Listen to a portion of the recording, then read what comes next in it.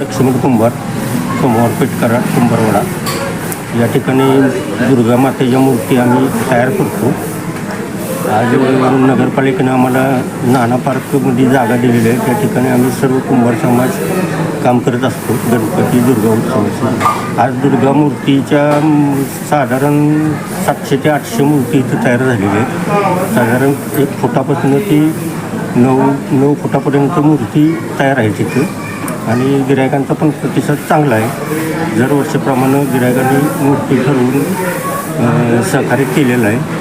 आपल्या इकडे जवळजवळ 99% मूर्ती संपलेली आहे. तुमच्या मूर्त्या महाराष्ट्रात कोणत्या कोणत्या ठिकाणी जातात? महाराष्ट्रात जाण्यापेक्षा आपल्या इथं कराड तालुक्यातच ही मूर्ती पुरत नाही तिथं. त्यामुळे बाहेर जाते कोल्हापूर, सांगली, मिरज, सातारा या ठिकाणी आपली मूर्ती जाते.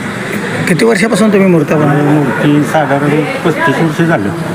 35 वर्ष झालं मी काम करतो या ठिकाणी. अच्छा, गणेश उत्सव झाल्यानंतर किती दिवसानंतर या मूर्त्या बनवायला सुरुवात होते? उत्सव झाल्यानंतर आम्हाला वेळ अत्यंत कमी असतो. साधारण 25 ते 24 दिवस असते आणि तेवढ्यात त्या मूर्ती साकारायच्या असते आणि त्यामुळं वाढाताण जास्त होती आणि पावसाचा म्हणा किंवा इतर धोका जर झाला तर मग मूर्तीचं काम अपुरं पडण्याची शक्यता, वाळण्यात कमी या धोका आम्हाला पत्करायला लागतो. त्या मूर्त्या तयार करताना किती जण तुम्ही ते राबत असता दिवसभर?